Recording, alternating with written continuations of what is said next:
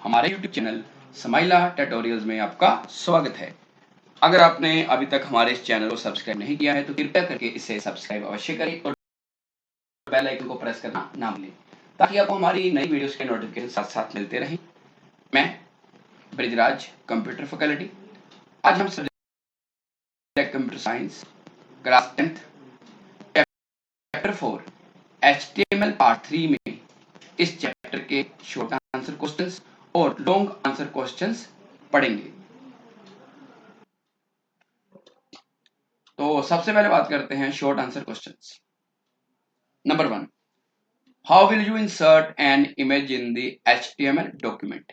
ये आप HTML document में एक तस्वीर कैसे इंसर्ट करोगे, तस्वीर कैसे लगाओगे। IMG tag use to insert an image in a web page. किसी वेब पेज पर अगर आपने फोटो लगानी है तो उसके लिए IMG टैग यूज होगा। So IMG tag is an empty tag। ये empty tag है, means it is started with IMG tag and there is no closing tag for it। इसके लिए closing tag यूज नहीं होता because it is an empty tag। In this tag SRC attribute is used। इसमें SRC attribute means source attribute use होता है। SRC attribute used to set the address of the image। SRC attribute की मदद से हमारी जो image है उसका हम एड्रेस सेट करते हैं, उसका URL सेट करते हैं या पाथ सेट करते हैं। फॉर एग्जांपल इमेज लगाने के लिए हम क्या करेंगे, IMG SRC is equal to, तो डबल कोट्स में इमेज का पाथ। इसके लिए आपको नेक्स्ट सेशन में जो इसका प्रैक्टिकल है वो करवाऊंगा।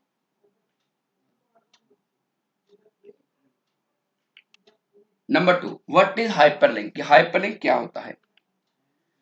It is a link which connect one web page with another web page. ये एक लिंक है जो एक वेब पेज को दूसरे वेब पेज के साथ जोड़ता है। Its colour is blue and it is underlined. इसका कलर ब्लू होता है और ये हमेशा अंडरलाइन होता है। और जब इसमें हम क्लिक करते हैं तो एक नया वेब पेज ओपन हो जाता है। Anchor tag use to create a hyperlink. Hyperlink बनाने के लिए एंकर टैग यूज होता है और जो एंकर टैग है वो ए टैग से रिप्रेजेंट होता है और स्लैश ए टैग से खत्म होता है, मीन्स कि ये पेयर टैग है। नीचे आप देख सकते हो लिखा है समाइला tutorial of computer science.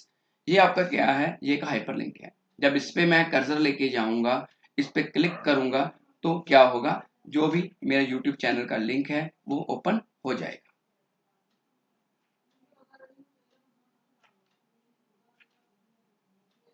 Third question है व्हाट आर फॉर्म्स। की फॉर्म्स क्या होते हैं। जैसे आप कोई ऑनलाइन फॉर्म फिल करते हो, फॉर्म उसी की तरह होता है।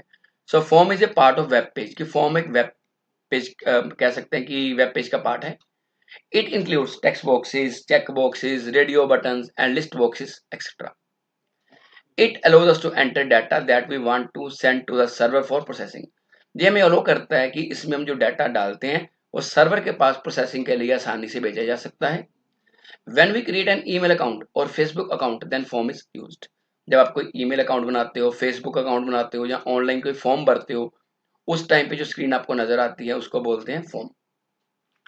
और फॉर्म जैसे मालूम है रेडिफ मेल अकाउंट क्रिएट कर रहा हूँ ईमेल का, उसमें full name, ID, then password, retype password, then mobile number, date of birth, gender, live in, submit वगैरह बटन नजर आते हैं। सो ये आपका क्या हो गया, एक फॉर्म।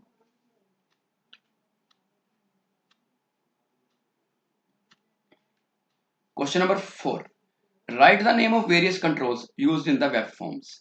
कि वेब फॉर्म्स के अंदर, जब फॉर्म्स के अंदर कौन कौन से कंट्रोल्स यूज होते हैं। So the various controls used in web forms are as following.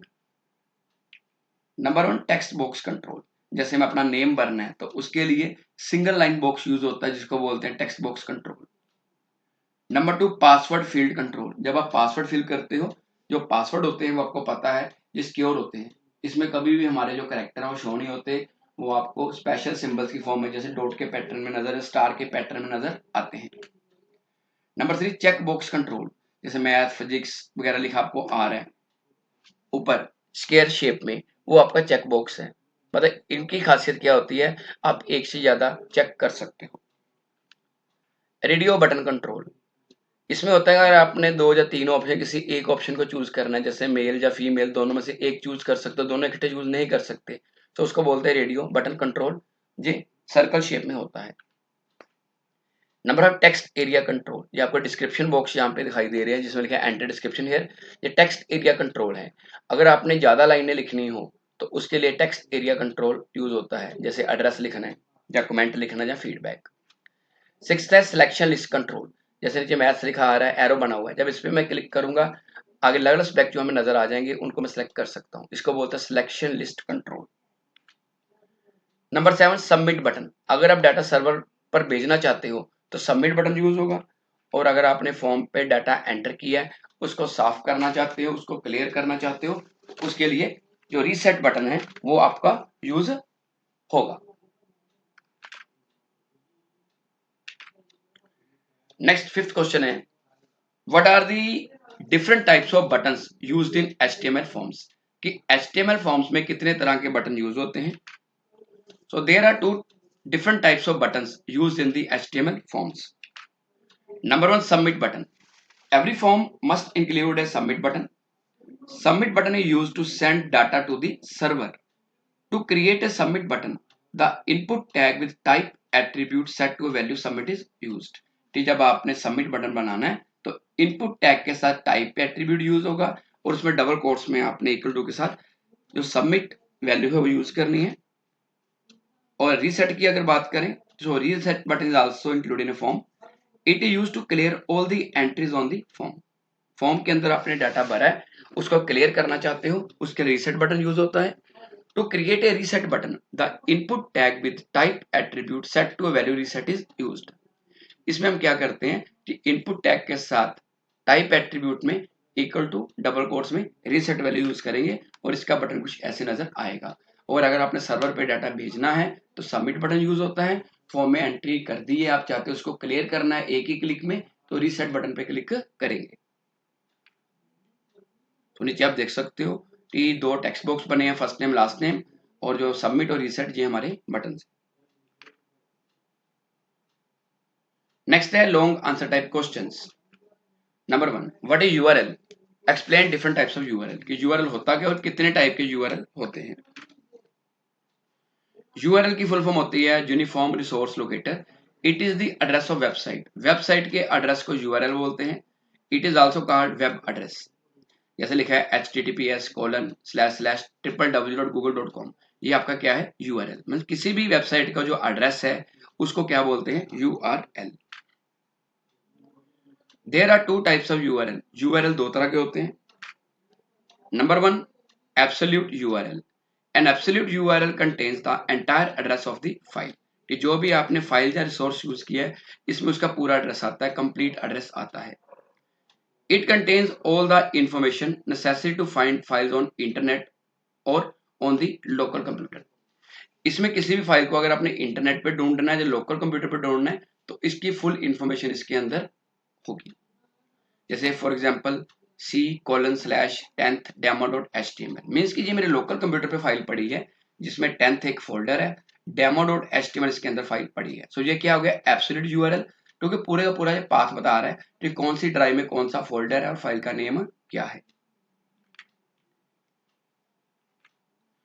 Number 2, relative URL. So relative URL does not use the full web address, ये फुल वेब एड्रेस को यूज नहीं करता। It describes the path of the file relative to the current location of file, ये file के path के बारे में बताता है जो उसकी करंट लोकेशन पे है। It usually contains only the folder name and file name और even just the file name. इसके अंदर यूजुअली या फोल्डर का नाम होता है या फाइल का नेम होता है, जहाँ फोल्डर नेम और फाइल नेम दोनों होते हैं। जैसे फॉर एग्जाम्पल मैंने लिखा ./demo.html मीन्स कि इसके अंदर पूरा पाथ नहीं दिया, सिर्फ क्या दिया फाइल का नाम दिया है, और जो ./ लगाया है इसका मतलब है ये पेरेंट फोल्डर के बारे में बताता है, पेरेंट डायरेक्टरी के बारे में बताता है। Number 2, explain the various text input controls used in web forms. Web forms के अंदर कौन कौन से टेक्स्ट इनपुट कंट्रोल यूज होते हैं। There are 3 types of text input controls used in web forms. Number 1, text box control. It is also called text field control. It accepts the single line of text from the user, इसको text field control भी बोलते हैं। अगर single line text की enter करनी है तो उसके लिए टेक्स्ट बॉक्स कंट्रोल यूज होता है। To create this control, we use input tag with type text attribute, जैसे नीचे लिखा है input type is equal to text. जब ये लिखोगे आप तो आपकी स्क्रीन पे एक टेक्स्ट बॉक्स बन जाएगा लाइक दिस। जैसे मैंने इसमें 2 टेक्स्ट बॉक्स बनाए, फर्स्ट नेम का और लास्ट नेम का। Number 2, password field control. Password के बारे में सभी को पता होता है कि अगर आपने डाटा सिक्योर करना है तो उसके लिए पासवर्ड लगाते हैं। तो पासवर्ड फील्ड जो कंट्रोल है ये भी एक single line text input control है। It accepts the password type secure information, ये पासवर्ड जैसी इन्फॉर्मेशन को एक्सेप्ट करता है। To create this control we use input tag with type password attribute. Means कि टेक्स्ट बॉक्स बनाना है तो हम लिखेंगे input type is equal to double quotes में टेक्स्ट। अगर पासवर्ड बॉक्स बनाना है तो input type is equal to double quotes में पासवर्ड। अब टेक्स्ट और इसमें फर्क क्या है, टेक्स्ट वाले में क्या होगा कि जो भी आप डाटा भरोगे वो आपको सामने नजर आएगा, लेकिन पासवर्ड वाले में जो आपका डाटा है वो आपको नजर नहीं आएगा, वो डॉट के पैटर्न में या स्टार के पैटर्न में नजर आएगा। Number 3, text area control. It accepts multiple lines of text from the user. अगर आप मल्टीपल लाइंस एंटर करना चाहते हो तो उसके लिए टेक्स्ट एरिया कंट्रोल यूज होता है। It is use to accept values like address और फीडबैक इन्फॉर्मेशन। अगर आपको एड्रेस डालना चाहते हो, फीडबैक देना चाहते हो, कमेंट डालना चाहते हो तो उसके लिए टेक्स्ट एरिया कंट्रोल यूज होता है। To create this control text area tag used with rows and cols attribute. इसको बनाने के लिए टेक्स्ट एरिया टैग यूज होता है, उसमें 2 एट्रीब्यूट होते हैं रोज एंड कॉल्स। जैसे फॉर एग्जांपल टेक्स्ट एरिया रोज 5 और कॉल्स 30, मतलब 5 लाइनें बन जाएंगी और जिसमें हर लाइन में आप 30 कैरेक्टर एंटर कर सकते हो। और टेक्स्ट एरिया पेयर टैग है जो टेक्स्ट एरिया से शुरू होता है और स्लैश टेक्स्ट एरिया से खत्म होता है। जब हम कोई बॉक्स बनाया तो कुछ ऐसे आपको नजर आएगा टेक्स्ट एरिया कंट्रोल की मदद से। थर्ड क्वेश्चन है what are the various phases of web development, की वेब डेवलपमेंट की अलग अलग फेजेस कौन सी हैं, स्टेप्स कौन कौन से हैं। There are 6 phases of web development. Number 1, information gathering. It helps the team to understand your requirements, your audience and your goals. कि इंफॉर्मेशन गैदरिंग का मतलब है इंफॉर्मेशन कलेक्ट करना, कि अगर आप कोई वेबसाइट बनवाना चाहते हो तो उसके लिए इंफॉर्मेशन कलेक्ट करता है, कौन करता है, वो टीम जिससे आप वेबसाइट बनवा रहे हो। वो इसमें क्या चेक करता है कि आपकी जो रिक्वायरमेंट्स है उनको अच्छी तरह अंडरस्टैंड करता है कि आपकी रिक्वायरमेंट्स क्या है, फिर उसी के अकॉर्डिंगली वो आपसे जो इंफॉर्मेशन है वो कलेक्ट करता है। तो इस फेज को क्या बोलते हैं, information gathering. Number 2, planning. Planning का मतलब क्या होता है, योजना। कि जब आपने कोई वेबसाइट बनानी है तो उसकी जो प्लानिंग है तो वो इसकी सेकंड फेज है। So it is the process of choosing among competing opportunities for communication so that you can set the overall goals for the web। इसमें क्या है कि आपके पास अलग अलग तरह की आपको अपॉर्चुनिटीज मिलेंगी संचार के लिए, तो इसमें आपने वो चूज करनी है जो आपकी वेबसाइट के लिए सबसे बढ़िया रहेगी। तो जो प्लानिंग है इसमें हम क्या कर सकते हैं, जो वेबसाइट है उसका साइट मैप तैयार कर सकते हैं, वेबसाइट का यूजर इंटरफेस कैसा होगा, उसमें आपने हाइपरलिंक कैसे लगाने हैं, मेन्यू कैसे लगाने हैं, वो बटन कौन कौन से लगाने हैं, वो सब किसमें आता है, प्लानिंग में। Number 3, design and layout. It is the creative phase of website design. ये वेबसाइट डिजाइन की क्रिएटिव फेज है। In this phase look and feel of the website is determined. इसके अंदर आपकी जो वेबसाइट है उसकी लुक कैसे होगी, वो आपको यूज करोगे उसको कैसे फील करोगे, कैसे महसूस करोगे, तो वो आता है डिजाइन एंड लेआउट में। तो इसके अंदर हम डिफाइन करते हैं कि कौन कौन से ग्राफिक्स हम वेबसाइट में लगाएंगे, कौन सा कलर यूज करेंगे, कैसे एनिमेशन लगाएंगे। सो इस तरह की जो चीजें हैं, जो लोगो है, वो आ जाता है डिजाइन एंड लेआउट के अंदर। Number 4, development. सो डेवलपमेंट का मतलब है this is the phase where actual website starts.